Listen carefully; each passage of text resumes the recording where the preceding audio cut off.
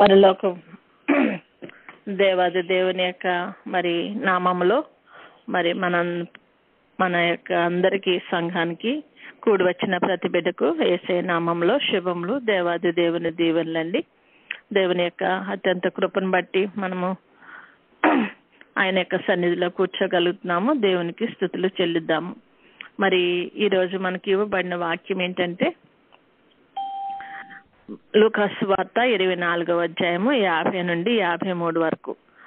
ఆయన బేతనీయ వరకు వారిని తీసుకుని పోయి చేతులెత్తి వారిని ఆశీర్వదించెను. వారిని ఆశీర్వదించుచుండగా ఆయన వారిలో నుండి ప్రత్యేకింపబడి పరలోకమునకు ఆరోహణుడయను.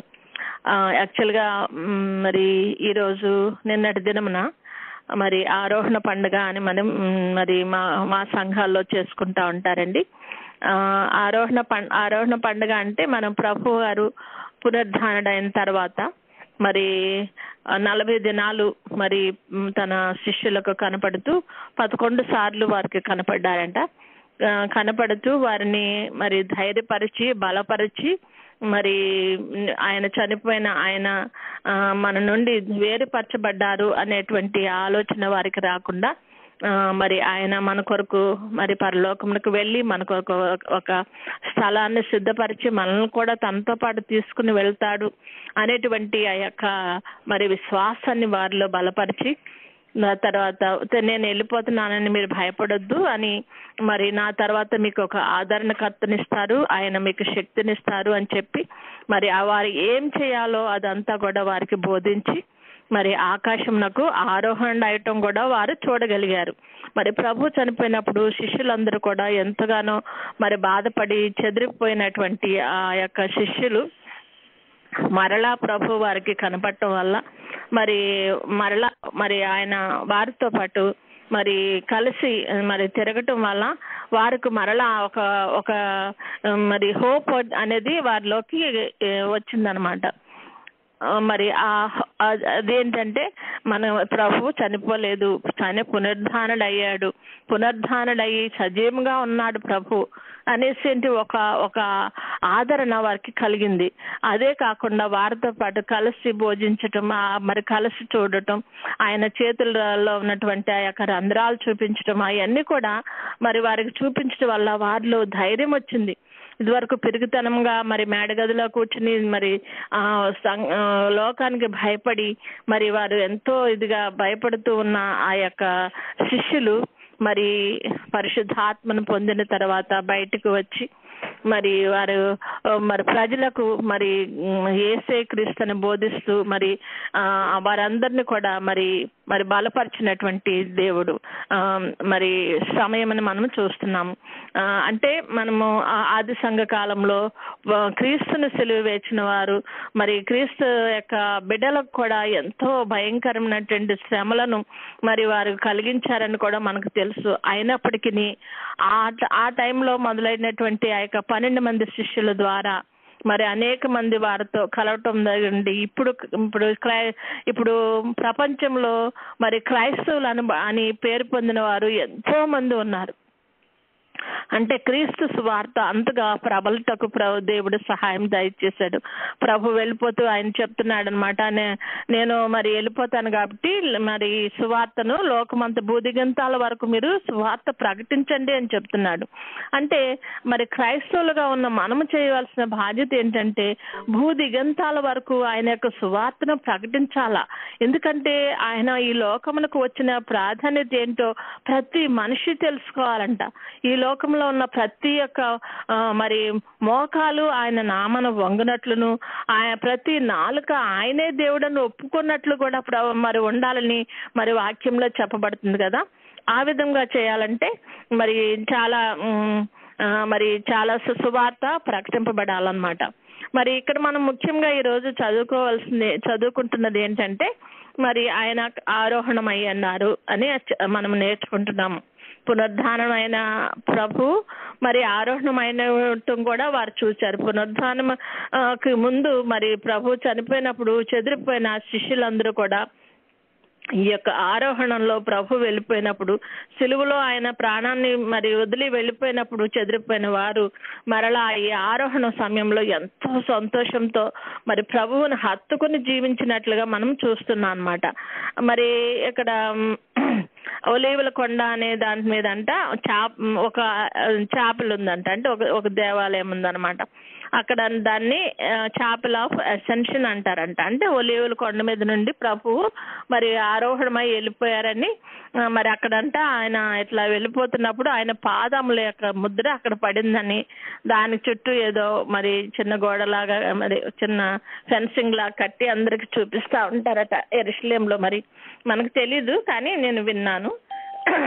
అంటే ప్రభు యొక్క జీవితంలో జరిగిన ప్రతి ఒక్క క్రమము కూడా అది లేఖనంలో చెప్పబడినట్లుగాను, ప్రభు యొక్క నామ మహిమార్థమే ఆయన నిజమైన దేవుడని తెలుసుకోగలిగినట్లు కూడా ప్రభు మనకి తెలుస్తుంది అనమాట.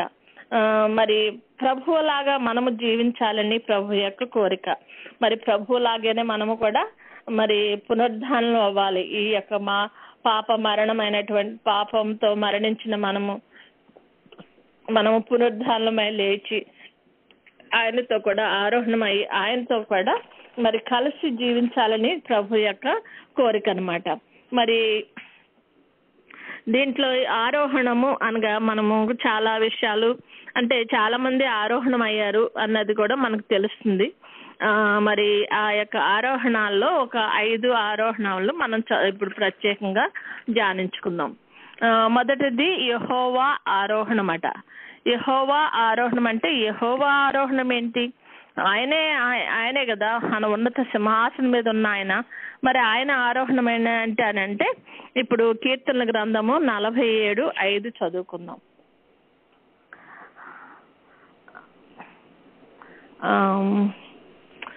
దేవుడు ఆర్భాటంతో ఆరోహణమాయను, బూరధ్వనితో యెహోవా ఆరోహణమాయను అని ఉంటుంది. అంటే దేవుడు ఆరోహణమయ్యాడంట. ఎలా ఆరోహణమయ్యాడు? మరి సెరూపులు కెరూబులు వారిని చుట్టూ ఆయన స్తుతిస్తూ మరి ఆరాధిస్తూ మహింపరుస్తూ ఉన్నప్పుడు మరి ఆయన ఆ యొక్క మరి ఆ యొక్క స్తుతులమయ సింహాసనం మీద కూర్చున్న ఆయన మరి ఆరోహణమయ్యారంట. అంటే మరి దేవదూతలు కూడా ఆయన యొక్క ఉన్నత స్థలము నుండి మరి కిందకే ఉంటారనమాట. మరి ఆయనతో పాటు సమానమైన స్థితిలో వాళ్ళు ఉండరు, కానీ వారు స్తుతించినప్పుడు ప్రభు క్రిందకు దిగివచ్చి మరి వారి స్తుతులను అందుకుని మరలా తన సింహాసనమునకు ఆరోహణ అయ్యానని మనము చూడొచ్చు. ఇక్కడ ఆయన ఆర్భాటంతో ఆరోహణమయ్యాడట. ఎక్కడుందండి?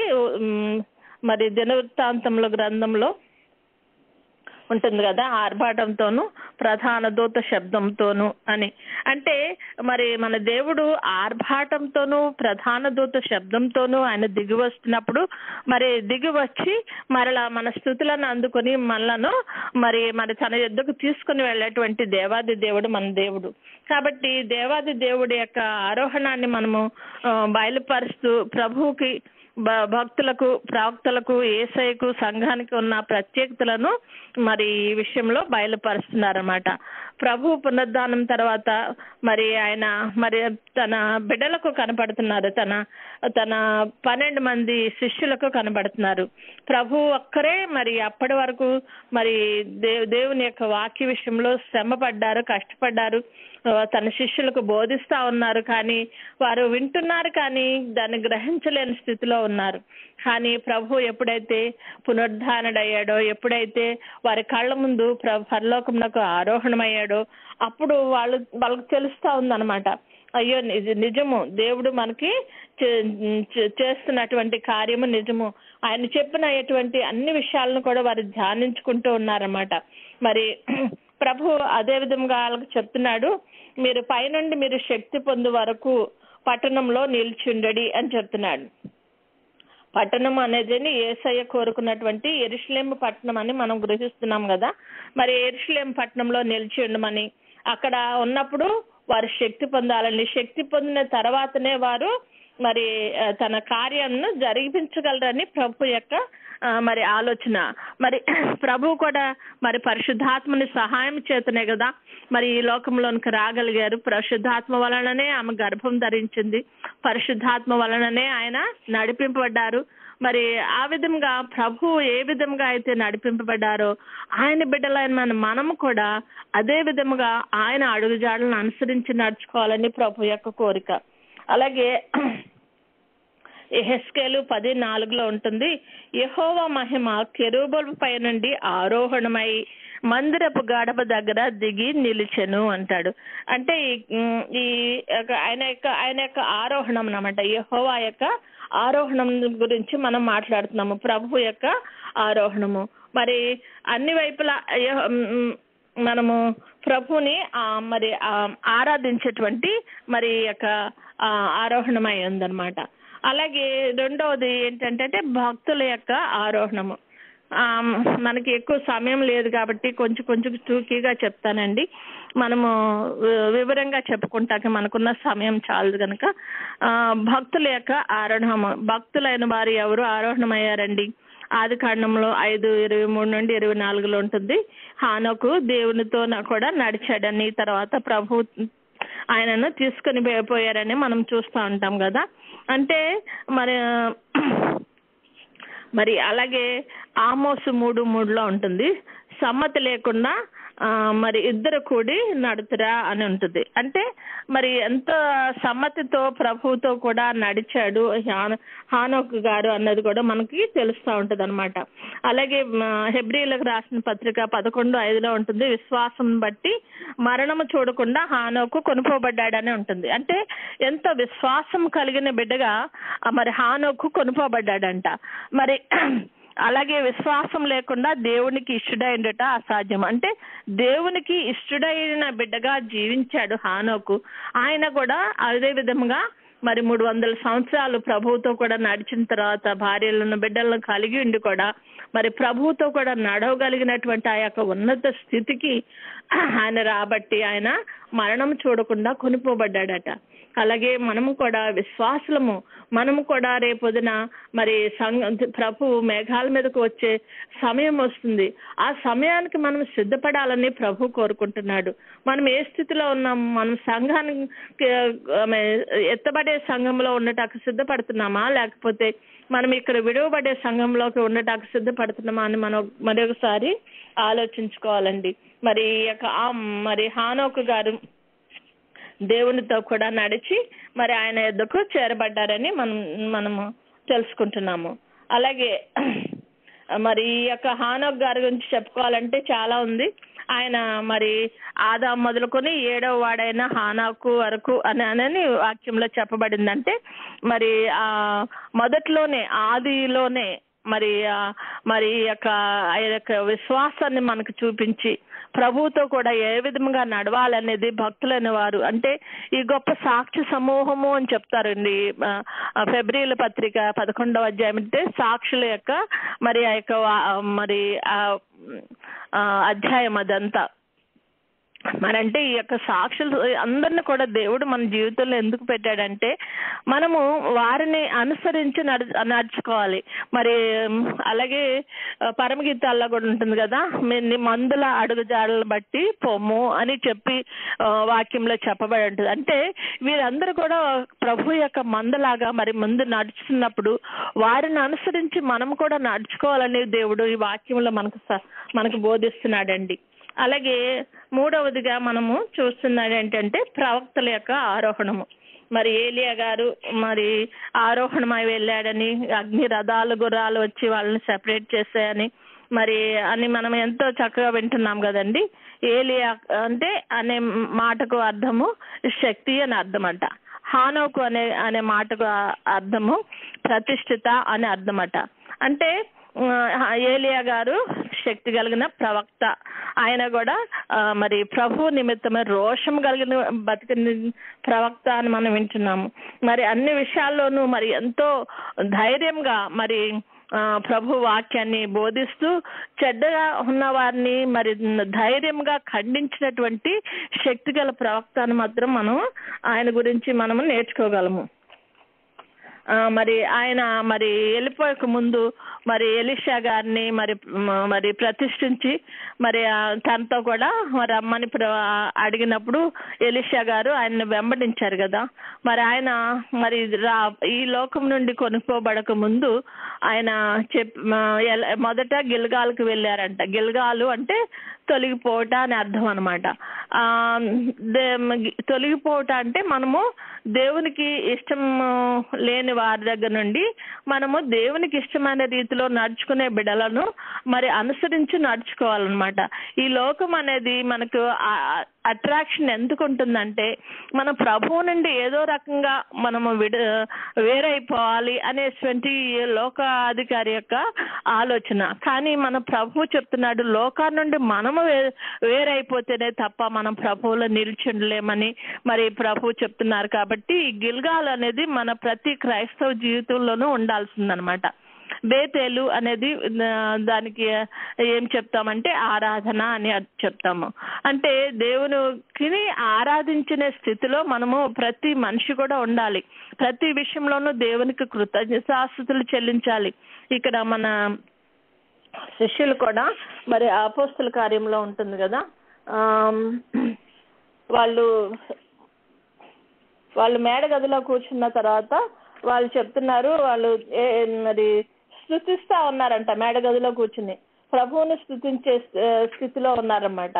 మరి ప్రభువుని మరి ప్రభా నాకు అది కావాలి ఇది కావాలని అడగట్లేదంట, స్తుతి చేస్తున్నారంట. ఆ స్థుతికి మరి వారి యొక్క శక్తి మరి మరింతగా బలం పొందిందనమాట. పరిశుద్ధాత్ముడు వారి మీదకి రావాలంటే మనము స్తుతి చేయాల్సిన వారమై ఉన్నాము. ప్రతి విషయంలో ఉన్న స్తుతి చెల్లిస్తూ దేవునికి ఇష్టమైన రీతిలో మనం నడుచుకున్నట్లయితే మనము మరి పరిశుద్ధాత్మని యొక్క మరి అనుగ్రహం పొందగలిగిన వారమై ఉంటాము. పరిశుద్ధాత్ముడు ఈ లోకంలో అంత్యదినాల్లో అనేకుల మంది మీద ఆత్మను కృమ్మరిస్తానని సెలవిచ్చిన దేవుడు మన మీద కూడా తన ఆత్మను కృమ్మరించగల శక్తి గల దేవుడు. కాబట్టి ఆయన్ను మనం ఆరాధించాలి, స్తుతించాలన్నమాట. ఎరుకో అనేది సందిగ్ధం అంట, అంటే మనలను కలవరంలో పడివేస్తుంది అనమాట. అటువంటి కలవరాన్ని దాటుకుని మనం వెళ్ళాలన్నమాట. ఎటువంటి సందిగ్ధం లేకుండా ప్రభువుతో మనం ఏకమైనలాగా గట్టిగా విశ్వాసంగా ప్రభువును హత్తుకుని నడుచుకోవాలన్నమాట. అలాగే అక్కడ నుండి యోర్దాను నదికి వచ్చారట. అంటే యోర్దాను నది అద్దరికి వచ్చినప్పుడు ఆయన అక్కడ నుండి సెపరేట్ చేయబడ్డారన్నమాట. అప్పుడు ఆయన అడుగుతున్నాడు, నువ్వెందుకు నన్ను ఇట్లా వెంబడిస్తున్నావు, నీకేం కావాలన్నప్పుడు నీ ఆత్మలో 2 పాళ్ళు నాకు దయచేయమని అడుగుతున్నాడు అన్నమాట ఆయన. అప్పుడు మరి నేను నీకు కనబడినట్లయితే మరలా నీకు దొరుకుతుంది అని చెప్పి మరి ఆయన ఒక దుప్పటిని ఆయన మీద పడినప్పుడు మరి అది ఒక సూచనగా, అంటే నీకు నేను కనపడ్డాను, నీకు మళ్ళా నీకు నా 2 అంతలు దీవెన నీకు ఇవ్వబడుతుంది అని మరి అక్కడ చెప్తున్నారన్నమాట. మరి ప్రభు మరి దుప్పటిని ఆనవాలుగా ఎలీషా గారి మీద పడవేశారట. మరణం లేకుండా ఆరోహణమైన వారు మరి ఈ యొక్క హానోకు గారు కానీ ఈ యొక్క మరి ఏలియా గారు కూడా, మరి ఏలియా గారు మరి మరలా యోహాను గారు లాగా మరి ఈ లోకానికి వచ్చి ఉంటారని మనం వాక్యం ద్వారా మనం వింటున్నాం కదా. అంటే మరి అదే ఎంత రోషం అయితే మరి ఏలియా గారికి ఉందో అంతే రోషము ఈ యోహాను గారికి కూడా ఉంది. అందుచేత చెడును చెడుగా ఖండించాడట. మరి మరి తండ్రుల హృదయాన్ని పిల్లలు తట్టుకుని పిల్లల హృదయాన్ని తండ్రులు తట్టు తిప్పటానికి కూడా ఆయన సహాయం చేశాడట. అంటే మరి అందుచేతనే ఆయన మరి ఆ యొక్క మరి ఎటువంటి మొహాటం లేకుండా మాట్లాడే విధానాన్ని బట్టి ఆయన తల ఖండింపబడింది అనమాట. నువ్వు తప్పు చేసావు అన్నప్పుడు తప్పు చేసిన వారిని తప్పు చేసావనే చెప్పాలా. మరి అటువంటి నిక్కచ్చి అనేటువంటి గుణం కలిగిన వాడు అనమాట ఆయన.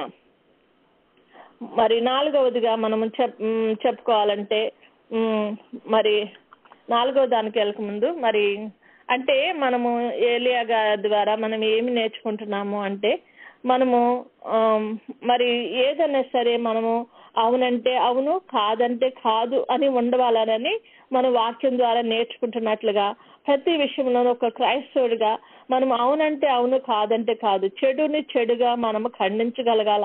మరి దానివల్ల కష్టాలు వస్తాయి అంటే తప్పకుండా కష్టాలు వస్తాయి. కష్టం వచ్చినందువల్ల ఆయన మరి ఆరోహణం అవ్వలేని స్థితిలో ఆయన లేరు కదా. మరి ఆ కష్టం వచ్చినందువల్ల మనకు మేలే జరుగుతుంది, కానీ కష్టం వస్తుంది కదా అని భయపడి సత్యాన్ని నుండి మనము తొలగిపోకూడదని మరి ఈ వాక్యం ద్వారా మనం నేర్చుకోవచ్చు. అలాగే 4వదిగా యేసయ్య యొక్క ఆరోహణము. మరి యేసయ్య మరి వాళ్ళకి చెప్తున్నాడు, మీరు శక్తి పొందాలని చెప్తున్నారు కదా. ఆయన రాకడను గురించి మరి 2 దేవదూతలు అక్కడ నిలబడి చెప్తున్నారు, ఈ ప్రభువు ఏ విధంగా అయితే ఆరోహణమయ్యారో అదే విధంగా మరలా ఆయన తిరిగి వస్తారని వారికి ఒక వాగ్దానం చేస్తున్నారు. మరి మొదటిగా మరి మరియమ్మ గారి దగ్గరికి దేవదూత దిగి వచ్చినప్పుడు గబ్రియల్ దేవదూత ఒక్కరే వచ్చారు. ఇక్కడైతే 2 దేవదూతలు కనపడుతున్నారు అన్నమాట. 2 దేవదూతలు కనపడి చెప్తున్నారట, మీరు ఏ విధంగా అయితే ఈ యేసు పరలోకమునకు చేర్చబడ్డాడో అదే విధంగా మరలా తిరిగి వస్తారని. అంటే మనకు ఒక హోప్ ఉందన్నమాట. ప్రభువు తప్పకుండా వస్తారు, తప్పకుండా వచ్చి మనలను తీసుకుని వెళ్తారు అనేటువంటి గొప్ప ఆదరణ మనకుంది.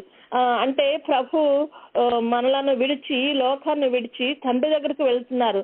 తండ్రి చేత తనకు ఇవ్వబడినటువంటి ఆ యొక్క బాధ్యతను నెరవేర్చి తిరిగి ప్రభు తన సింహాసనం దగ్గరికి మరి ఆయన వెళ్తున్నారు.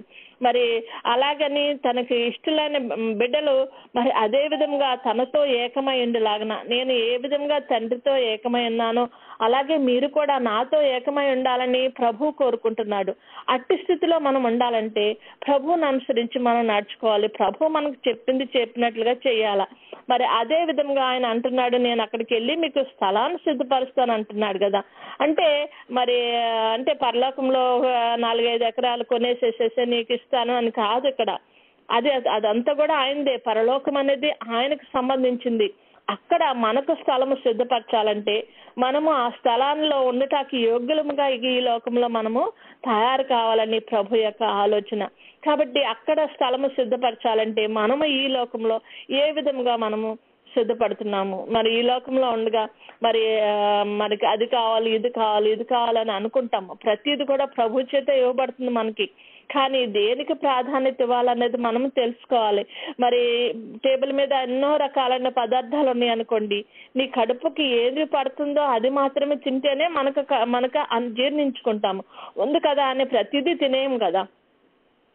అలాగే ఈ లోకంలో ప్రభు చేత ఇవ్వబడిన ప్రతిది కూడా మనం దాంట్లో ఏది యుక్తమైనది, ఏది మరి మనకు ప్రయారిటీ ఇవ్వాలి, దేవునికి ప్రయారిటీ ఏ విధంగా ఇవ్వాలి, ఈ లోకంలో ఉండగానే మన ఆత్మలను ఏ విధంగా సిద్ధపరచుకోవాలి అనేది కూడా ప్రభు మనకు నేర్పుతున్నారన్నమాట.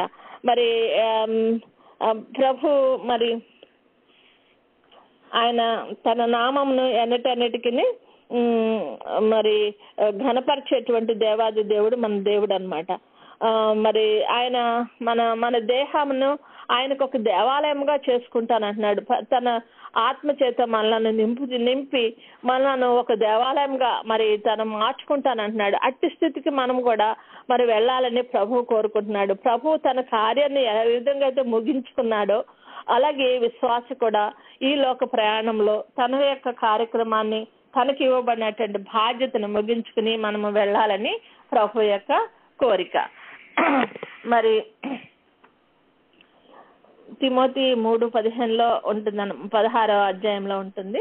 మరి ఆయన సశరీరుడుగా ప్రత్యక్షమయ్యాడట. అంటే ఆ ప్రభు యొక్క మరి ఆరోహణం అయిన సందర్భంగా మనం నేర్చుకోవాల్సిందనమాట. మొదటి తిమోతి 3వ అధ్యాయము 16వ వచనం చదువుకుందాం. దైవభక్తిని కూర్చున్న మర్మము గొప్పదైనది. ఆయన సశరీరుడిగా ప్రత్యక్షమాయను, ఆత్మ విషయమున నీతిపరుడని తీర్పు పొందెను, దేవదూతలకు కనపడెను, రక్షకుడని జనములలో ప్రకటింపబడెను, లోకమందు నమ్మబడెను, ఆరోహణుడై తేజమయుడైనను. అంటే మన ప్రభువు ఈ లోకంలో ఉండగా మనకు చూపించినటువంటి మరి మాదిరలు ఏంటంటే ఆయన దైవభక్తిని కూర్చున్నటువంటి ఒక గొప్ప మర్మం అన్నమాట. మరి ఈ మర్మం ఏంటంటే మరి ఆయన మరి సశరీరుడుగా మనకు ప్రత్యక్షమయ్యాడు. శరీర ఆకారంతో మనకి ఈ లోకమునకు వచ్చి మనకు వారికి కూడా ప్రత్యక్షమైంది సశరీరుడుగా. శరీరంతోనే కనపడ్డాడు కదా. కనపడకపోతే లేకపోతే ఆయన యొక్క చేతుల్లో గాయాలు ఎట్లా చూస్తారు వాళ్ళు కదండి. అలాగే మరి నీతిపరుడని తీర్పు పొందాడంట. నీతిమంతుని మరణం అని మనకు చెప్పబడుతుంది కదా. అంటే ఈయన మరి చనిపోయినప్పుడు కూడా వాళ్ళు అంటారు, అమ్మో ఈయన నీతిపరుడు అని అనేసి అంటారనమాట. ఎందుకంటే ఆయన యొక్క మరణము మరి చూచుచున్న వారికి కూడా తెలుస్తా ఉంది ఆయన ఎంత గొప్ప పరిశుద్ధుడు. కాబట్టి ఈయన మరణం చెందవలసింది కాదు, కానీ చేయించారు అనేసి నీతిపరుడని తీర్పు పొందాడట. దేవదూతలకు కనపడ్డాడట. అలాగని జనములలో రక్షకుడని ప్రకటింపబడ్డాడంట. మనం ప్రకటిస్తున్నది కూడా మరి ప్రభు గురించి మనం ప్రకటించాలన్నమాట. ఇంకను మరి చాలా మంది చాలా ప్లేసుల్లో ఈ సువార్త ఇంకను ప్రకటింపబడిన ప్రదేశాలు చాలా ఉన్నాయి. కాబట్టి మనకు కుదిరినంత వరకు మనము అన్ని చోట్లకి వెళ్ళి మనం చేయలేం కదా. మనకి ఇవ్వబడిన బాధ్యత మనము ఎక్కడ చేయాలో ఏం చేయాలో అది మనము ఒకరినొకరు మరి ఆదరించుకుంటూ బలపరుచుకుంటూ ఇతరులను మరి ప్రభు యొక్క మాదిరిలోనికి నడిపించాలంటే మొదట మన జీవితము మాదిరికరంగా ఉండాలని ప్రభు కోరుకుంటున్నాడు. లోకం చేత నమ్మబడ్డాడంట. అందుచేత కదండి మొదట్లో మరి 2-3 12 మంది ఉన్న ఆ యొక్క దేవుని యొక్క బిడ్డలు మరి ఇప్పుడు ప్రపంచం అంతా కూడా మరి లెక్కకు మించి మరి క్రైస్తవులుగా పిలువబడుతున్నారు కదా. అలాగే ఆరోహణమయ్యాడంట, ఆయన తేజమయ్యాడట. అలాగే మరి 5వదిగా మనం ఏం చెప్పుకోవాలంటే సంఘం యొక్క ఆరోహణము. మరి సంఘమునకు మరి తీసుకుని వెళ్ళటానికి ఆయన ఆర్భాటంతోనూ ప్రధాన దూత శబ్దంతోనూ దేవుని బూరతోనూ పరలోకము నుండి ప్రభువు దిగి వస్తాడంట. అప్పుడు క్రీస్తు నందుండి మృతులైన వారు మొదట లేస్తురు. ఆ మీదట సజీవులమై నిలిచిండు మనము కూడా ఆయనతో కూడా ఏకమవుతామంట. అంటే మనం కూడా సంఘముగా ఏ విధంగా మరి లేపబడాలి, ఏ విధంగా ఉండాలా అంటే మనము ఏం చేస్తున్నాము, సంఘంగా మనము సిద్ధపడుతున్నామా, మరి ఆయనతో పాటు ఎగిరి వెళ్తాక మనము సిద్ధపాటు కలిగి ఉన్నామా లేదా అనేది మనం చూసుకోవాలి. ప్రభు ఏ విధంగా అయితే మరి సిద్ధపడ్డారో, ప్రభు ఏ విధంగా అయితే ఆరోహణమయ్యారో అదే విధంగా మనము సిద్ధపడాలి. మరి చాలా మంది భక్తులు కరోనా సమయంలో చాలా మంది భక్తులైన వారు మరి ప్రభు నందు నిద్రించారని మనం వింటున్నాం కదా. అంటే వారు సిద్ధపడ్డారు, వెళ్ళిపోయారు అంతే. మనము సజీవులుగా మరి చివరి వరకు ఉంటామా? ఉన్నట్లయితే మనం కూడా సజీవులుగా ఆయన వచ్చినప్పుడు ఆయనతో పాటు మేఘములకు ఆకర్షింపబడతాము. ఎందుకంటే ఆయన మేఘారూఢుడే వస్తున్నాడని ప్రతి నేత్రము ఆయన చూస్తుందని మనం వింటున్నాము. కాబట్టి ఆ యొక్క తరుణము కోసం మనము సిద్ధపడవలసిన వారి బాధ్యత మనకి ఎంతైనా ఉంది. మరి ఆ విధంగా సిద్ధపడుతున్నామా? మన సంఘము ఖచ్చితంగా మరి ఎత్తబడవలసి ఉంది, ఆరోహణం అవ్వవలసి ఉంది. ఎన్ని ఆరోహణాలు కదండి. మరి ఇవన్నీ కూడా దేవుడు మనకు ఇస్తున్నాడు. ఎందుకు? మనం కూడా సిద్ధపడాలి, ఆ విధంగా ఉండాలా.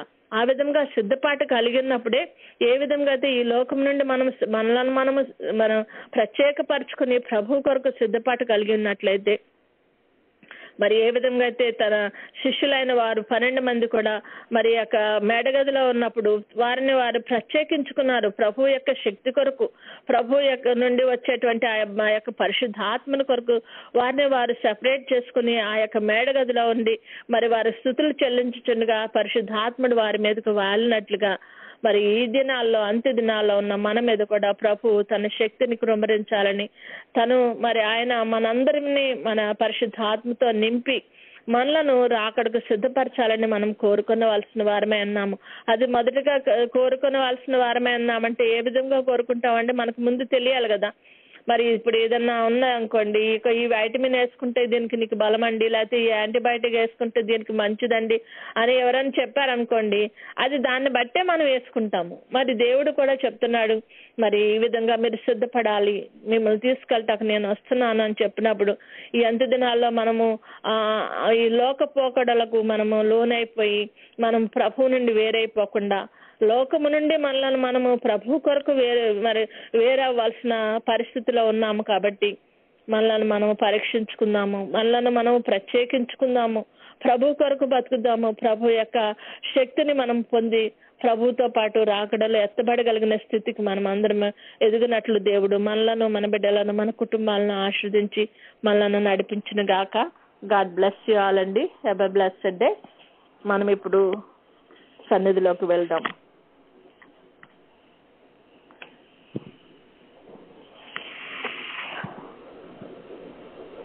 స్తుతులకు పాత్రుడా, స్తోత్రార్హుడా, నీకు వందనాలయ్యా.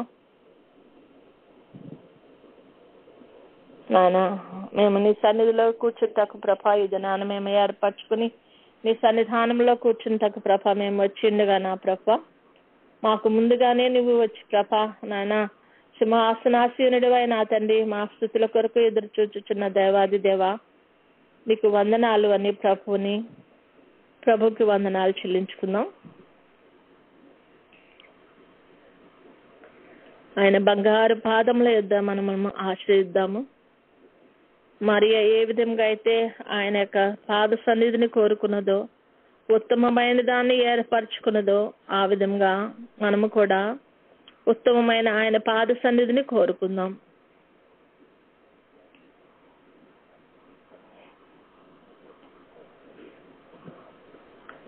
ప్రభు సన్నిధిలో నిలబడిన మనమందరం కూడా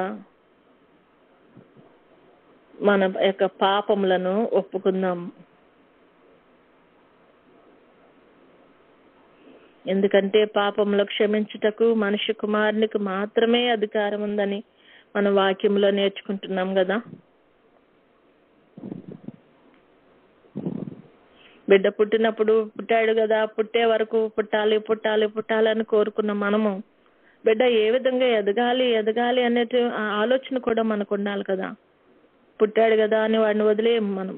వాడు ఎదిగి పెద్దవాడే వాడి బాధ్యతలు వాడు తెరుచుకునే వరకు కూడా మనము ఏ విధంగా అయితే మనము బిడ్డలను కేర్ తీసుకుంటామో అదే విధంగా మన ఆత్మల విషయమై కూడా మనము ప్రతి దినము ఎదుగుదలలో ఆయన యొక్క వాక్యాన్ని భుజిస్తూ మన ఆత్మలను బలపరుచుకుంటూ ఎటువంటి శ్రమకు కష్టానికి కూడా ఓర్చుకోగలిగిన వారమై మనము ముందుకు సాగిపోయే స్థితిని దేవుడు మనకు దయచేస్తున్నప్పుడు మనలో ఉన్న సమస్తమైనటువంటి కీడులను పాపములను మన ప్రభు సన్నిధానంలో ఒప్పుకుందాం.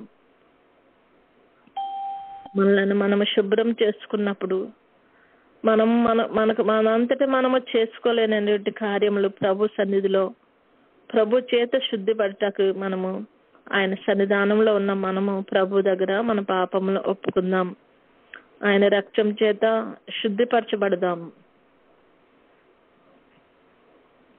క్షమించుటకు సిద్ధమైన మనసు గల దేవుడు అని మరి మన దేవునికి పేరు. కాబట్టి మనలో ఉన్న సమస్తమైన కీడులను తొలగించగలిగిన దేవుడు రక్తము వలె ఎర్రని వైనను హిమం వలె తెల్లగా చేస్తాను అని సెలవిచ్చిన దేవాది దేవునికి సన్నిధిలో ఉన్న మనము మన పాపములను ఒప్పుకుందాం. మనుషులకు చెప్పుకుంటే వల్ల దానివల్ల ప్రయోజనం లేదు. ఒకటి ఏదన్నా ఎవరికన్నా చెప్పామంటే అది అంచెలంచెలుగా ఒకటి దగ్గరండి ఇంకో దాంట్లోకి అట్లా వెళ్ళిపోతుంది తప్పితే మనుషులు ఎవరు కూడా అర్థం చేసుకుని మన పాపములు తీయగలిగిన వారు ఎవరు ఉండరు. కానీ దేవాది దేవుడు మన రహస్య పాపములను చూడగలిగిన శక్తి గల దేవుడు మన ఎదుట ఉండగా ఆయన సన్నిధిలో మన ప్రతి పాపమును ఒప్పుకొని ఆయన చేత శుద్ధి పొందుదాము. ప్రభు యొక్క రూపంలోనికి మనం మార్చబడాలంటే అంత పరిశుద్ధత మనకు చాలా అవసరమైనది.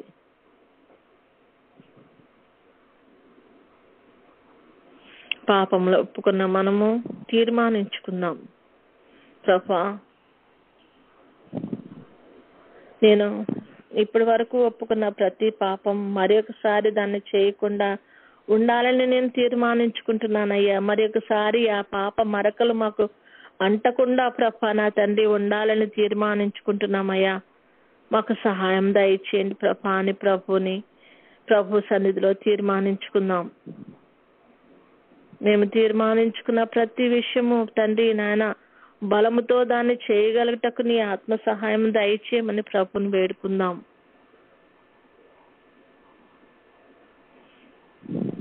మనం ఏదైనా కార్యం చేయాలంటే ఒక తీర్మానం చేసుకుంటాం, ఇది చేయాలా దీని తర్వాత ఇది చేయాలని.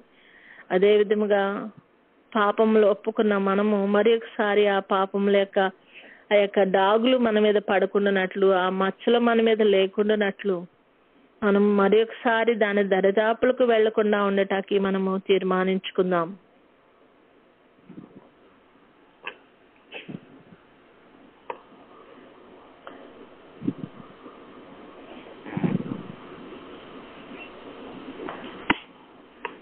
ఏ విధంగా అయితే హానోకు గారు, ఏలియా గారు మరి ఆరోహణలై వెళ్ళటకు ఏ విధంగా వారి మనసులను స్థిరపరచుకుని తీర్మానించుకుని ప్రభు యొక్క అడుగుజాడల్లో నడుచుకున్నారో, ప్రభువుతో కూడా వారు నడిచి ఉన్నారు. ప్రభు యొక్క కార్యములలో వారు ఏ విధంగా అయితే వారు మరి సక్సెస్ అయ్యి మరి ప్రతి విషయంలోనూ ముందుకు సాగి ఉన్నారో ఆ విధంగా మనం ఉండటకు మనం తీర్మానించుకుందాం. ఈ యొక్క గొప్ప సాక్షి సమూహము మన ముందుంటుండగా ఆ సాక్షి సమూహాన్ని మనం పెట్టుకుని వారిలో ఉన్న ఆ యొక్క సాక్ష్యం ఏంటో దానిని మనం నేర్చుకుంటూ మనము కూడా వారిలాగానే ప్రభు మార్గాల్లో నడుచుకుంటూ ముందుకు సాగినట్లు మనము తీర్మానించుకుందాం. ప్రభువా, నేను కూడా పెండ్ల కుమార్తె వరుసలో ఆరోహణమై నీ దగ్గరికి రావాలని కోరుకుంటున్నానయ్యా, నాకు సిద్ధపాటును దయచేయండి తండ్రి అని ప్రభుని మరి ప్రభు సన్నిధిలో మనం తీర్మానించుకుందాం. అట్టి స్థితికి మనం ఎదగాలని తీర్మానించుకుందాం.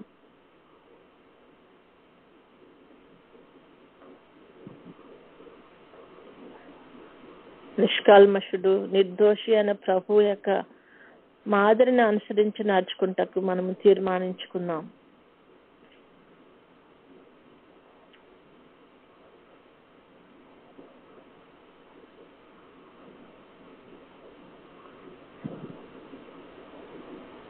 ఏదైనా మనం ప్రభులాగా మారాలంటే మన తీర్మానము దృఢంగా ఉండవలసి ఉన్నది. కాబట్టి అట్టి దృఢమైనటువంటి విశ్వాసంతో ఆ నిర్ణయం తీసుకుని మనము ముందుకు సాగుదాం. తీర్మానించుకున్న మనము మన శక్తి దానికి చాలదు కనుక, మన పాపంలో మనము కడిగి వేసుకోలేము కనుక, పాపము అంటకుండా మనలను మనము కాపాడుకోగలము కానీ మనలో ఉన్నటువంటి పాపమును కడిగి వేసుకోవాల్సిన మరి శక్తి ప్రభావం మనకు లేదు కనుక మరి ప్రభు రూపంలోకి అని అనుకున్న మనము ప్రభువుకు మనలను మనము అప్పగించుకుందాము. ప్రభు మాత్రమే ప్రతి మనిషి యొక్క పాపములను క్షమించగలడు, దానిని తుడిచివేయగలడు. మరి తెల్లని మరి మరి స్థితికి, మరి ఎటువంటి మచ్చ డాగు లేని స్థితికి మనల్ని తీసుకురాగల శక్తి గల తండ్రికి మనలను మనము అప్పగించుకుందాం.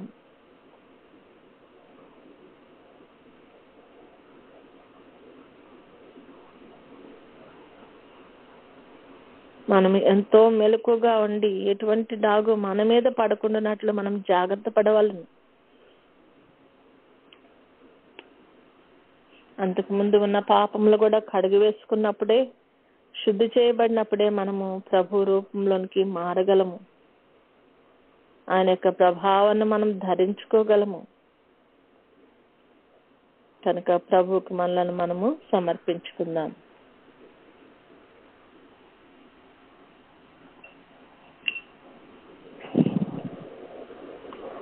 సమర్పించుకున్న మనము ప్రభువుని వేడుకుందాము.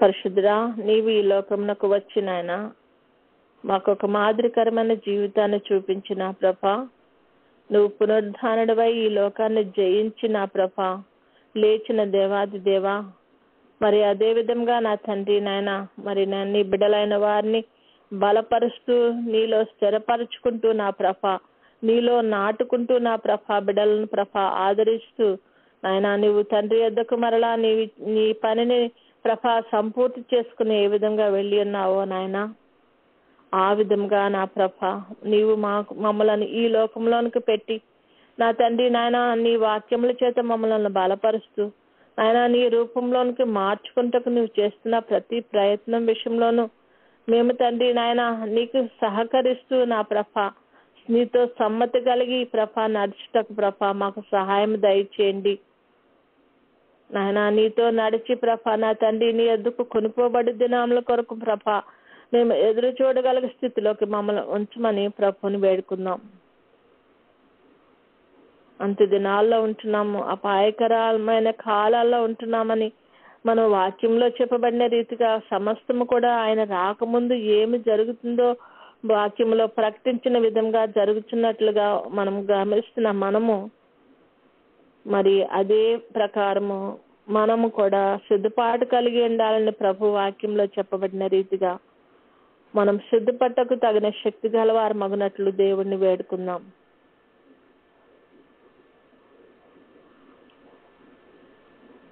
ఈ లోకం నుండి వేరుపరచబడి ప్రభు యొక్క శక్తి కొరకు ఆయన ఆత్మ కొరకు ప్రభువుని స్తుతించే స్థితికి మనము ఉండినట్లు దేవుడు మనకు సహాయం చేయాలని, బలమును శక్తిని అనుగ్రహించాలని, రెండంచులు గల ఖడ్గమైనటువంటి ఆ యొక్క వాక్యం అనే ఖడ్గాన్ని ధరించుకున్న వారమే ముందుకు సాగాలని మరి ప్రభువుని వేడుకుందాము. అట్టి శక్తి బలాలను ప్రభువు మాత్రమే ఇవ్వగలరు.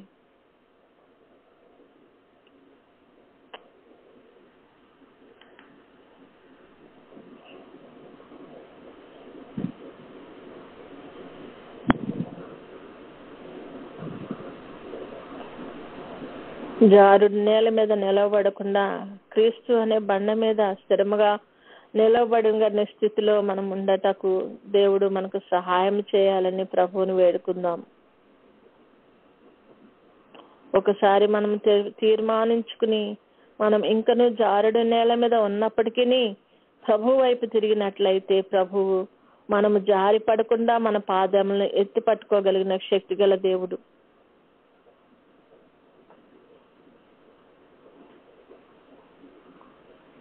మరి ఆయనను మాత్రం వేడుకుందాం. మనల్ని తన భుజముల మీద ఎత్తుకుని పరలోకపు సింహాసనం దగ్గరికి తీసుకుని వెళ్ళగల శక్తి గల దేవుణ్ణి, మన పాదములు జారి పడకుండా తుట్టిల్లకుండా మనల్ని కాపాడగలిగే శక్తి గల తండ్రిని అటువంటి స్థితిలో మనం వండుకుంటున్నట్లు మాకు సహాయం చేయి తండ్రి అని ప్రభువుని వేడుకుందాం.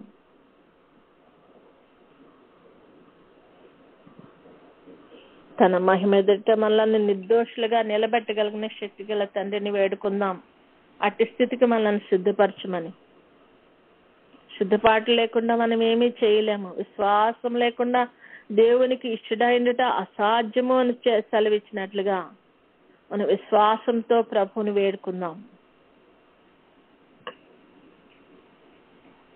ఆయనకి ఇష్టలా జీవించే జీవితాన్ని మనకు ప్రసాదించమని ప్రభువుని వేడుకుందాం.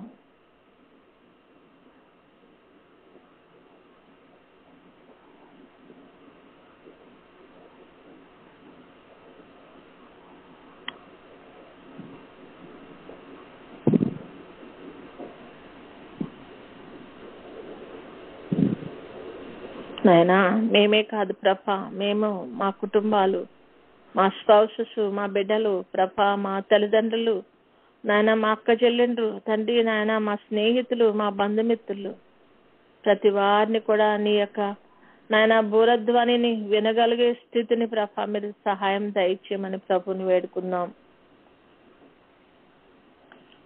ప్రతి నేత్రము నిన్ను చూస్తుందని నాయన తండ్రి నీ వాక్యంలో మేము వింటున్నామయ్యా. ప్రతి నేత్రము అంటే ప్రభా నాయన ప్రపంచంలో ఉన్న ప్రతి ఒక్కరూ నేను చూడగలరు ప్రభా. అటువంటి ఉన్నతమైన స్థితిలోనికి ప్రభా మేము తండ్రి ఎగిరి నీ దగ్గరికి రాగలిగిన స్థితికి ప్రభా మమ్మల్ని సిద్ధపరచమని ప్రభుని వేడుకుందాం.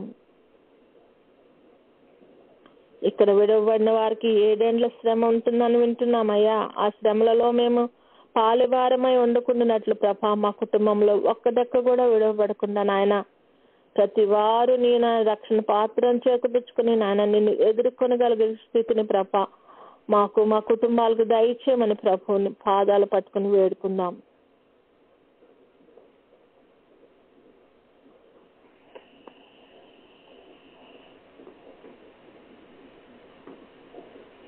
ప్రభుని వేడుకున్న మనము ప్రభుని స్తుతించుకుందాం.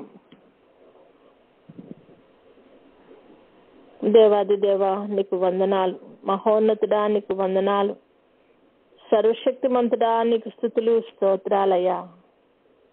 నీకు సాధ్యమైంది ఏదీ లేదు ప్రభా. నాయనా పరమందును భూమి మీదను సర్వాధికారము కలిగిన దేవాది దేవా, మంటితో చేయబడిన నీకు ప్రభ అవిధేయులంగా జీవించిన మా ఎడల నీవు చూపుచున్న కృపకు నీకు వందనాలయ్యా అని ప్రభుని స్తుతించుకుందాం. నీ అడుగు జాడల నుండి అనేక మారులు తప్పిపోతున్న మమ్మలను వెతికి రక్షించడానికి వచ్చిన దేవాది దేవా నీకు స్తుతులు స్తోత్రాలయ్యా అని స్తుతులు ప్రభుకు స్తుతించుకుందాం.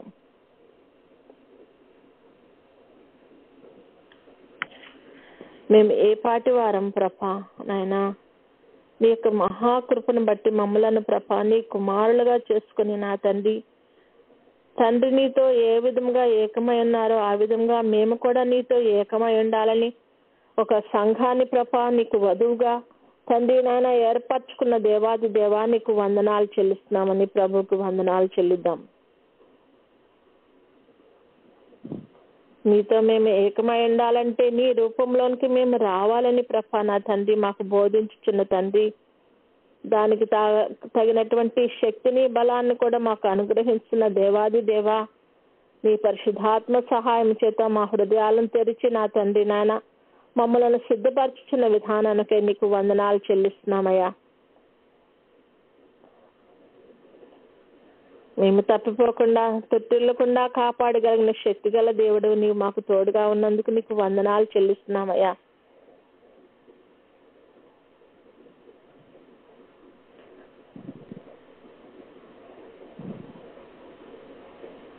నువ్వు కృపగల దేవుడు నాయన, ఏ ఒక్క శరీరీ నశించటం నీ చిత్తము కాదని సెలవిచ్చిన తండ్రి, మా ఎడల నీకున్న గొప్ప అయినటువంటి నీ ప్రేమకు ప్రభ నీకు కోటాను కోట్ల స్తుతులు స్తోత్రాలు చెల్లిస్తున్నామయ్యా. ఏ మనిషి అయినా మమ్మలను ప్రేమించుచున్నాడు అంటే వారు ఏదో ఆశించి చేస్తున్నారని కూడా మాకు తెలుసు ప్రభా. కానీ ఎటువంటి ఆశ లేకుండా నా ప్రభా మా ఎడల నీకున్న కృపకు నీకు వందనాలు చెల్లిస్తున్నామని ప్రభుకి వందనాలు చెల్లిద్దాం.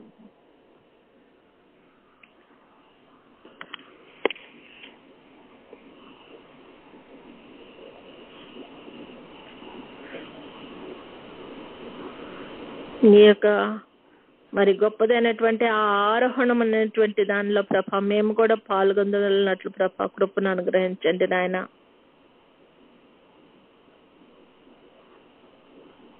ఇక్కడికి ఎక్కి రండి అని నీ స్వరాన్ని మేము వినగలుగుటకు ప్రభ నీ కృపను అనుగ్రహించండి రాజా, నీకు వందనాలు.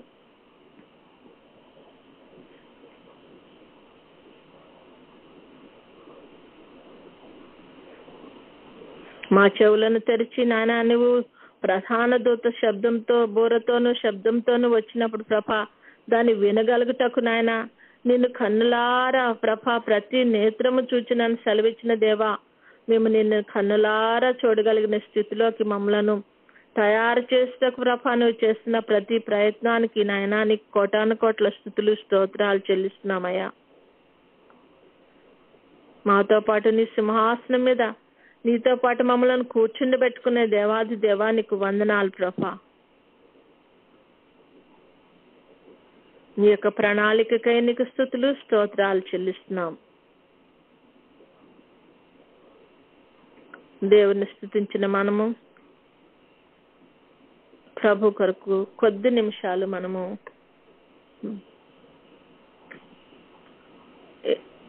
కనిపెట్టుకుని ఉందాం. ప్రభు కనపడే దేవుడు, ఆయన మాట్లాడే దేవుడు, సజీవుడైన దేవుడు. కాబట్టి ప్రభు మన ఎదుట ఉన్నారని, ఆయనను చూడగలిగిన శక్తిని ప్రభు మాత్రమే మనకు దయచేయగలరని, మన ఆత్మీయ నేత్రాలు తెరవగల శక్తి గలవాడని మనం నమ్ముదాం.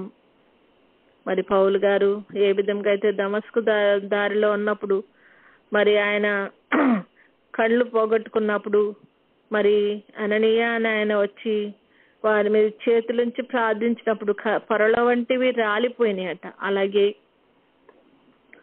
మన కన్నులకు ఉన్నటువంటి ఆ పొరలు ప్రభువుకి మనకు మధ్యగా అడ్డుగా ఉన్న మన పాపపు పొరలను తొలగించగల శక్తి గల దేవుడు మన ఎదుట ఉన్నారని, ఆయన మాత్రమే మన కన్నులు తెరవగలరని, ఆయన మాత్రమే మన చెవులు తెరవగలరని, ప్రభు ఎదురుగా ఉన్న ఆయన మనలను తెరిచే వరకు, మనకు కనపడు వరకు, ఆయన స్వరాన్ని మనం వినబడేలాగా మనము మన దృష్టిని, మనసును ప్రభు మీద కేంద్రీకరించుకొని కొద్దిసేపు మౌనంగా ఉందాం.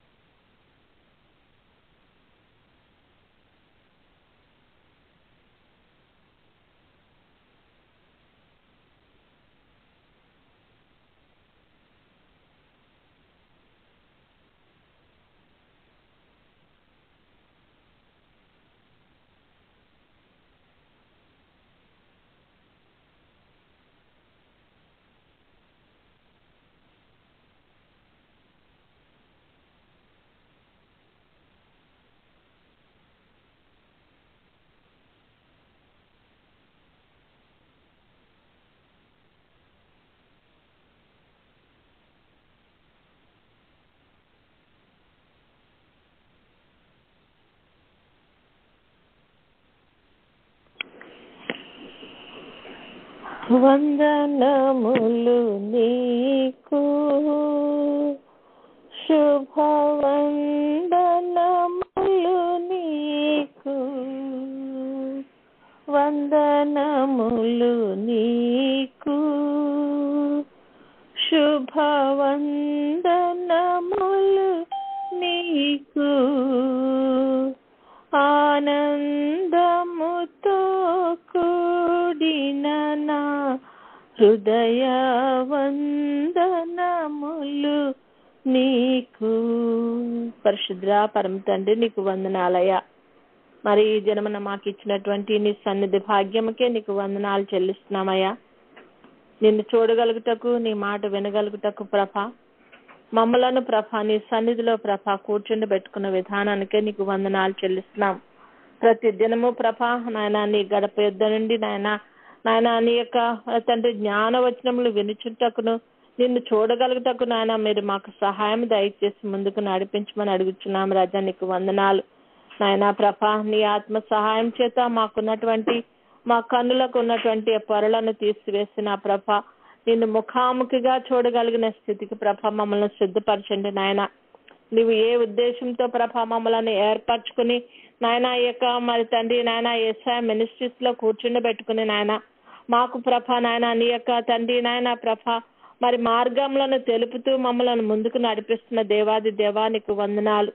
మా యొక్క ముఖ్యమైన గురి ప్రభ నాయన నిన్ను చూడగలగాలి, నీతో మాట్లాడగలగాలి అనేటువంటి గురిని పెట్టుకుని నాయన గురి యొద్దకు మేము పరిగెత్తుకు రాగలుగుటకు ప్రభ మమ్మలను మా ఆత్మలను సిద్ధపరచమని, మమ్మల్ని అందరినీ నీ రాకడలో ఎత్తబడ్డటకు ప్రభ కృపను అనుగ్రహించమని, ఏ ఒక్క డెక్క కూడా నా తండ్రి విడిచిపెట్టబడుకున్నట్లు ప్రతి వారము తండ్రి నాయన నీ రాకడకు సిద్ధపడగలిగి నా తండ్రి సిద్ధులలో నూనెను సిద్ధము చేసుకుని నా ప్రభ మా దీపాలు ఆరిపోకుండా చూసుకోగలిగే గొప్ప కృపను తరుణాన్ని మాకు, మా బిడ్డలకు, మా కుటుంబాలకు దయచేసి నా తండ్రి నాయన మమ్మల్ని నీ రాకడకు సిద్ధపరచమని, నీవు ఏ నిమిషంలో వచ్చినాను ప్రభా ఇదిగో నేను సిద్ధంగా ఉన్నాను చెప్పగలిగిన స్థితిని నాయన ఈ వాక్యం ఉన్న ప్రతి బిడ్డకు దయచేసి నాయన నువ్వు నడిపించమని, సమస్త విషయాల్లో నీవే మహిమ ఘనత కీర్తి ప్రభావాలు పొందుకోమని యేసయ్య అతి శ్రేష్టమైన నామములో అడిగి పొందుకునే నామ తండ్రి, ఆమేన్.